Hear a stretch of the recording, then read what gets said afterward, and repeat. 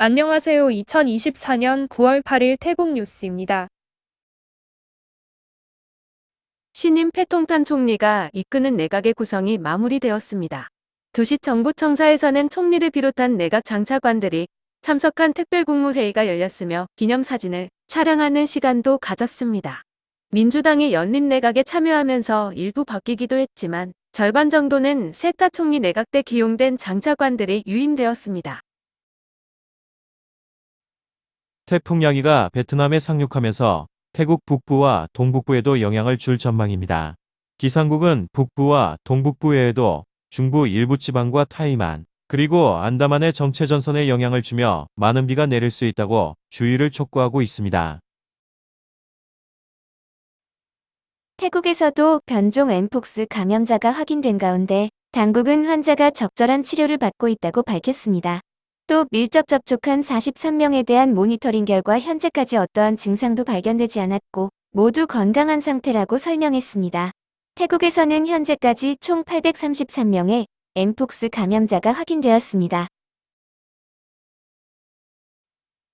태국 관광청은 올해 남은 4개월 동안 태국을 찾는 외국인 관광객이 20% 증가, 1220만 명에 이를 것으로 전망했습니다. 올해 전체 외국인 관광객은 지난해보다 28% 증가한 3,599만 명이 될 것으로 관광 수입으로는 531억 4천만 달러를 벌어들일 것이라고 설명했습니다. 태국을 가장 많이 찾는 외국인 여행객의 국적을 보면 중국이 가장 많았고 다음으로 말레이시아와 인도, 한국과 러시아, 라오스와 싱가포르, 대만과 일본, 미국 순이었습니다. 2025년 11월부터 2026년 4월까지 푸켓에서는 태국 비엔날레 푸켓 2025라는 행사가 개최됩니다. 당국은 푸켓을 예술의 도시로 업그레이드 시킨다는 계획하에 다양한 공연을 선보일 것으로 태국과 해외 작가 60여 명의 예술작품도 전시될 것이라고 설명했습니다. 외국인에게 10배의 요금을 징수하고 있는 카오야이 국립공원당국은 차량과 오토바이의 배기음에 대한 검사를 실시하고 있다고 합니다. 규정보다 큰 소리를 발생하는 차량으로 인해 서식한 동물들에게 영향을 주고 있다는 게 당국의 설명입니다. 기준치 이상의 소음을 발생하는 차량 5대를 적발했으며 과속 등 교통법규를 위반한 운전자 22명도 적발해 벌금을 부과했다고 합니다. 패통탄 총리의 새 내각이 꾸려진 가운데 태국 국민들은 새로운 정부에 대해 경제 문제를 최우선적으로 해결해 줄 것을 요구하고 있는 것으로 나타났습니다. 방콕시 공무원이라고 밝힌 시민은 현재 소득보다 생활비가 더 많이 들어간다고 하소연했으며 택시 운전사는 정부가 관광을 활성화해서 부족한 수입을 늘려줘야 한다고 주장했습니다. 교사라고 밝힌 시민은 부족한 교사 인력의 확충이 시급하다고 말했고 소매업 종사자는 지속적으로 오르는 일부 제품의 가격 안정이 시급하다고 말했습니다. 짜오프라야댐 관리당국은 북부로부터 많은 빗물이 유입되면서 방류량을 계속 늘리고 있다고 밝혔습니다. 당국은 강변 저지대 주민들에게 침수에 대비해야 한다고 촉구하고 있는 상황입니다. 사툰 지방에서는 어부가 바다에 빠져 실종된 후 4일 만에 구조되는 일이 있었습니다. 어부는 바다에 빠진 후 2일 동안 해류에 떠밀려 다녔는데 다행히 작은 섬에 표착하였고 이후 해군 수색대에 발견되어 구조되었다고 합니다. 어부는 부처 덕분에 자신이 살아남았다면서 집으로 돌아가면 7일간 사원에서 수행할 것이라고 말했습니다. 까시콘은행 리서치 센터에 따르면 태국의 국제학교 사업 전망은 출생률 감소와는 별개로 지속적으로 성장하고 있다고 밝혔습니다. 2012년부터 2017년 사이 출생 아수는 4.5% 감소하고 전체 학생 수도 0.9% 감소했지만 국제학교 학생 수는 연평균 6.9%씩 증가했다고 설명했습니다. 이것은 태국으로 발령받은 외국인의 수에 비례한 수치라면서 향후 5년간 24% 이상 증가할 것으로 내다봤습니다. 태국의 전체 재학생 수는 공립과 사립 모두 줄어들고 있지만 국제학교 재학생 수는 매년 늘어나고 있는데 이것은 빈부 양극화도 한몫하는 것으로 지적되고 있습니다. 태국산 양식 새우는 아동노동 착취와 강제노동으로 인해 미국의 감시 품목으로 지정되었었습니다. 피판 노동부 장관은 태국 정부의 노력으로 미국 정부가 태국산 새우에 대해 감시 품목 지정을 철회했다고 설명하고 앞으로 태국산 새우의 미국 수출 기회가 생겼다고 덧붙였습니다. 태국 국회에서는 태국군이 조달하는 스테인레스 식판의 가격이 지나치게 높다는 주장이 나왔습니다. 이에 대해 군 당국은 조달은 전자입찰을 통해 투명하게 이뤄지고 있으며 개당 520밭이 최저가였다고 설명했습니다. 한 국회의원은 저렴한 식판의 경우 300밭대에도 시중에 판매되고 있다고 주장했는데, 이에 대해 군 당국은 저가의 제품은 얇아서 사용하기 어려운 것들이라고 반박했습니다. 방콕 시내에서 트럭이 주행하는 차량들을 향해 고의로 추돌하는 사건이 있었습니다. 차량 여러 대가 파손되고 한 명이 숨지고 한 명이 중상을 입는 피해가 발생했는데, 수도권 경찰이 남성을 체포해 조사를 벌이고 있습니다. 남성은 삶을 끝내려고 이 같은 짓을 벌였다고 진술했는데, 남성은 2017년 11월 푸켓에서 마약 소지 혐의로 체포된 전과가 있었습니다. 콘깬 경찰은 마약 용의자를 체포하고 야바 700만 정을 압수했습니다. 기자회견에 참석한 아누틴 외무부 장관은 마약 범죄자들에게 마약 유통으로 돈을 벌 생각을 하지 말라고 경고하고, 마약 범죄자는 최대 사형으로 다스릴 것이라고 강조했습니다. 방콕 시내에서는 신규 고속도로 건설과 확장 공사가 실시되고 있는데 예정대로 공사가 마무리될지 지적하는 목소리가 나오고 있습니다. 수리아 교통부 장관은 충분한 인력과 장비가 준비되었다면서 판람성 도로의 고가도로 공사는 내년 6월 전까지 완료될 것이라고 말했습니다. 판람성 고가도로 공사 현장에서는 잦은 낙하물 사고가 발생하고 있는데, 무리하게 공기에 맞춰 공사를 진행하다가 자칫 또 다른 대형 사고가 발생하지는 않을지 우려되고 있습니다. 끄라비 행정당국은 무항지역 외곽에 불법 도박장을 급습해 도박꾼 68명을 체포하고 80만 밭의 판돈을 몰수했습니다. 해당 도박장은 도박꾼들이 계속 머물면서 도박을 할 수 있도록 하루 3끼의 식사를 제공하고 있었다고 당국은 설명했습니다. 주민들은 끄라비 지방에 수많은 도박장들이 운영되고 있다면서 당국이 단속을 강화해야 한다고 지적하고 있습니다. 짜오프라야당의 수위가 상승하고 있습니다. 우타이타니와 차이낫, 싱부리와 앙통, 수판부리와 아유타야, 롯부리와 빠툼타니, 논타부리와 사뭇브라깐, 그리고 방콕의 강변 저지대가 침수될 가능성이 높아지고 있습니다. 각 지방 당국은 임시 제방을 설치하는 등 발생할 홍수 피해를 막기 위해 24시간 감시에 들어갔다고 합니다. 몇 달 전 과적 차량들로부터 돈을 받고 단속 무마용 특정 스티커를 발급한 사건이 있었는데, 이로 인해 방콕 시내의 도로가 함몰되는 사고가 있었습니다. 중앙수사국은 도로국 소속 공무원을 포함한 3명의 용의자를 체포했는데, 이들은 2019년부터 약 30명이 넘는 운송업자로부터 2억 밭이 넘는 돈을 챙겨 먹었다고 합니다. 라용 지방에 위치한 한 공장이 10년 넘게 불법 화학 폐기물을 공장 부지 내에 쌓아두면서 주변 농지까지 오염되는 일이 있었습니다. 주변 저수지와 토양이 심각하게 오염되면서 법원은 회사에 대해 복원 비용으로 17억 4,360만 밭을 배상하라고 판결했습니다. 방콕에서 공업용 알코올이 들어간 가짜술을 마시고 지금까지 8명이 숨졌다고 보건당국이 밝혔습니다. 또 6명이 아직도 병원 치료를 받고 있는데, 이 중 5명은 생명이 위독한 상황이어서 추가 사망자가 나올 것으로 보입니다. 우기철 파타야 시내도 폭우로 인한 도로 침수가 자주 발생하기도 합니다. 며칠 전에도 폭우로 인해 차량 10대가 침수되는 피해가 발생했는데, 교민이나 여행객께서는 폭우가 내릴 때는 즉시 고층 건물 같은 곳으로 대피하시기 바랍니다. 방콕 시내의 한 공원에서는 반탁신파가 주도하는 집회가 있었습니다. 이들은 탁신 일가가 집권할 때마다 부정부패가 있었다면서 새로 취임한 패통탄 내각에 대해서도 감시를 할 것이라고 밝혔습니다. 또 현재 추진 중인 카지노 합법화와 전 국민에게 1만 밭의 전자화폐를 지급하는 것에 반대한다고 목소리를 높이며 17일 거리 시위를 벌일 것이라고 밝혔습니다. 쿠데타의 전조를 알리는 노란 옷 시위대가 기지개를 펴는 듯한 모습이 보이기 시작하네요. 복합 카지노 단지 건설이 추진되는 가운데 부동산 정보센터의 소폰 소장은 단지가 들어설 적합지형 몇 곳의 예를 들었습니다.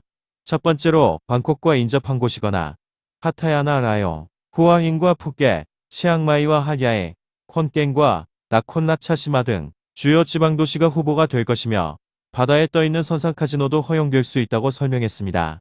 설치가 안 되는 지역으로는 이미 카지노가 있는 인접국과의 접경지역, 개발이 덜 된 농촌 지역은 환경 파괴와 인프라 미비로 어려울 것이라고 덧붙였습니다. 방콕의 경우 지상철과 지하철이 만나는 지역이 물망에 오르는데 두시 지역과 파야타이의 군부대 주둔지가 유력하다고 밝혔습니다. 군장비의 현대화로 군대를 꼭 도시에 주둔시킬 필요가 없으며 부대 내에 대량의 폭발물 등이 보관되는 것도 적절치 않다는 것입니다. 이외에도 마카산 철도 정비창 일대 부지와 크롱떠이 항만청 주변 부지, 후알람 폭역 주변도 복합 카지노 단지에 적합하다고 합니다. 땅화생 백화점이 결국 폐쇄됩니다. 전기요금과 수도요금까지 낼 돈이 없다면서 건물 폐쇄가 결정되었는데 법원의 경매에 넘어가게 되면 약 9억 밭에 넘겨질 것이라네요. 이 백화점은 62년 동안 영업했으며 방콕 카오산로드 인근 박람푸점과 톤부리 지점이 운영되고 있었습니다. 현 정부가 하루 최저임금을 400바트로 인상하는 것을 추진하는 가운데 카오산로드 사업자협회는 임금 인상은 득보다 실이 더 크다고 주장하고 있습니다. 또 지난 1년 동안 관광부 장관이 3번이나 교체되면서 관광정책이 제대로 추진되고 있지 않다고도 목소리를 높였습니다. 사업자협회는 관광객이 줄어들면서 10월에 수입이 20에서 30% 줄어들 것으로 예상된다고도 주장했습니다. 다른 지역보다 외국인 여행자가 많이 찾는 곳으로 수입도 많은 편이면서 하루 임금 400바트도 부담된다는 이들의 주장을 보면 태국의 빈부격차가 왜 심한지 이해할 수도 있는 대목입니다. 중국으로 수출된 태국산 두리안에서 기준치를 초과하는 카드뮴이 검출되었다고 합니다. 이에 대해 동부 지역 두리안 재배 농가들은 카드뮴에 오염될 만한 요인이 없다고 주장하고 있습니다. 이러한 주장과는 반대로 오염된 비료나 농약 또는 중금속 폐수로로 인해 카드뮴 오염이 발생할 수도 있다는 주장도 나오고 있습니다. 태국에서는 가짜 비료와 가짜 약품의 적발이 꾸준히 이어지고 있고 각종 화학약품의 유출 사고나 폐기물 방치 사례가 자주 발생하기 때문입니다. 고속도로국은 뜨랏 무앙 지역과 꽃창섬을 잇는 다리 건설을 추진하고 있습니다. 현재 1차 공청회와 타당성 조사가 실시되고 있는 가운데 대교 건설을 위해서는 주변 교통 인프라를 발전시키는 것도 과제라고 설명하고 있습니다.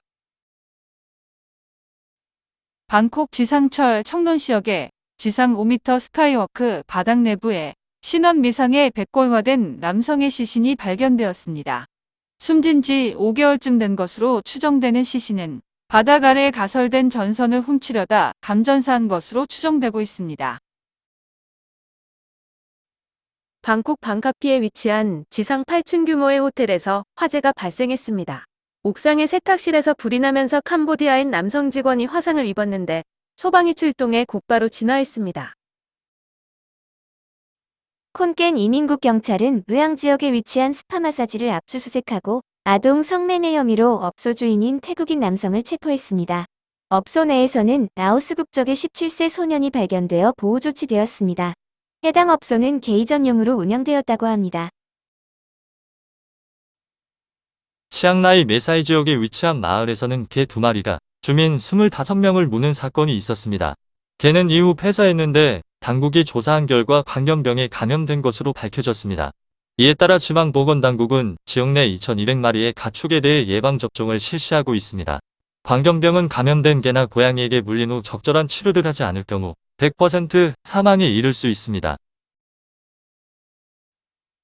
태국 남부 얄라와 나라티와 빠따니에서는 홍역이 유행하고 있습니다. 지금까지 15세 미만 어린이 3명을 포함해 한 달간 5명이 숨졌다고 합니다. 올해 9월까지 태국에서는 4,408건의 홍역 의심 사례가 보고되었으며 2,371명이 확진되었다고 합니다. 태국은 평균 80에서 90%의 홍역 예방접종을 받지만 남부지방은 40에서 50%로 낮은 접종률이 원인이라고 합니다.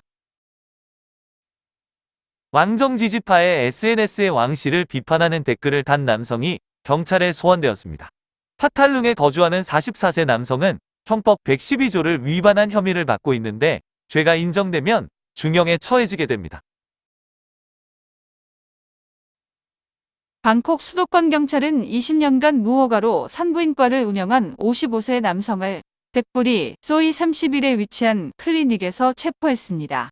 남성은 낙태만 전문적으로 시술하고 있었는데 1989년 간호조산사 자격증만 취득했을 뿐 의사 면허는 없었다고 합니다.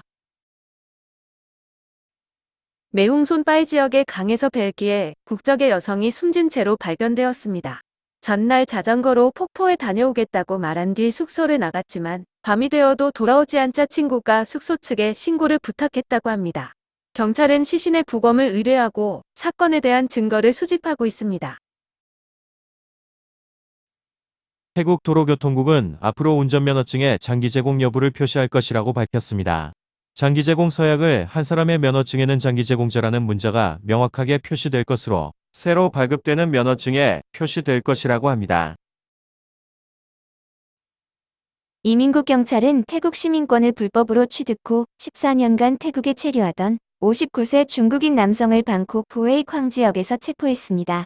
검거된 남성은 중국에서 사기로 5천만 바 이상을 사취 후 태국으로 밀입국해 들어왔는데 돈을 주고 신분을 세탁해 태국에 장기간 머물고 있었다는 것입니다. 코팡안 경찰은 캐나다 국적의 48세 남성을 체포했습니다. 검거된 남성은 일회당 3,000밧을 받고 외국인 관광객에게 마사지 기술을 가르치고 있었다고 합니다. 남성의 호주머니에서는 마약도 발견되어 경찰이 압수했습니다.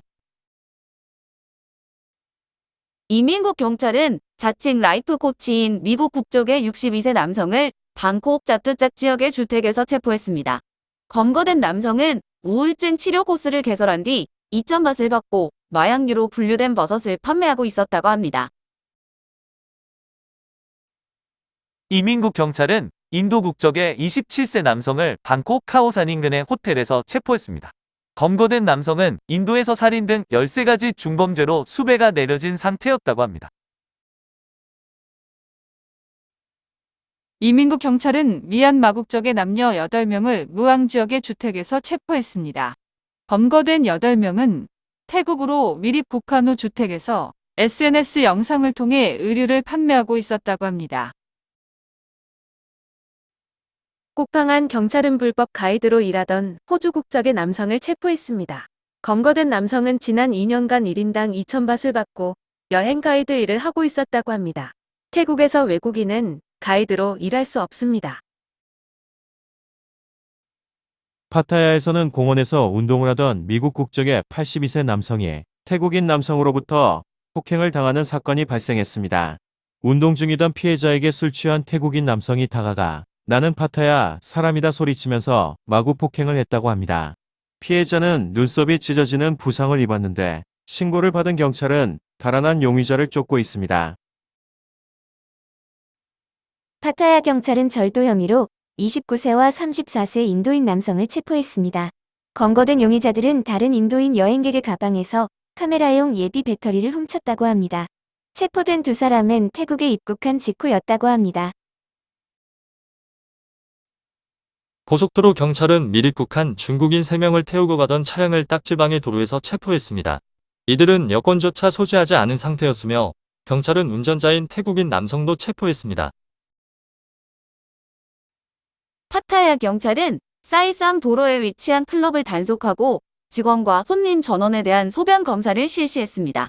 업소 내에는 200명 이상이 있었는데 이 중 20명 이상에게서 마약 양성 반응이 나와 체포했다고 합니다.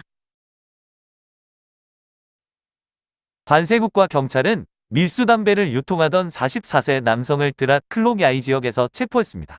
우체국에서 담배가 든 상자들을 발견했다고 신고를 해왔는데 관세국은 밀수 담배 6,350갑을 압수하고 용의자에게 450만 바트의 벌금을 부과했습니다. 월드 오브 스태티스틱스 발표한 자료에 따르면 태국인 기혼 남성 중 56%가 바람을 피우고 있으며 전 세계 불륜 순위에서 1위를 차지했습니다. 2위는 덴마크로 46%, 3위는 브라질 38%, 일본은 31%로 13위, 한국은 23%로 20위였습니다. 푸켓 까로네변에서 러시아 국적의 27세 남성이 숨진 채로 발견되었습니다. 경찰 조사 결과 남성은 둔기로 폭행당해 숨진 것으로 밝혀졌으며 현재 인근 CCTV 영상을 확보해 조사하고 있습니다. 한국 보이콧 운동을 벌이는 태국 SNS 페이지에는 한 태국 여성의 입국 거부 사례가 게시되었습니다. 5년 만에 친구를 만나러 한국에 갔지만 조사실로 불려갔으며 조사관은 호텔 앞에 나무가 몇 그루인지 호텔방의 방색은 무슨 색인지 질문했다고 주장했습니다. 근데 말이 되지 않는 게 입국도 안 했는데 호텔 앞 가로수가 몇 그루인지 호텔방의 색이 무슨 색인지 알 수가 있을까요? 입국심사관이 이런 엉터리 질문을 했을 리 없다고 생각되며 악의적으로 지어낸 조작글이라고 생각되네요.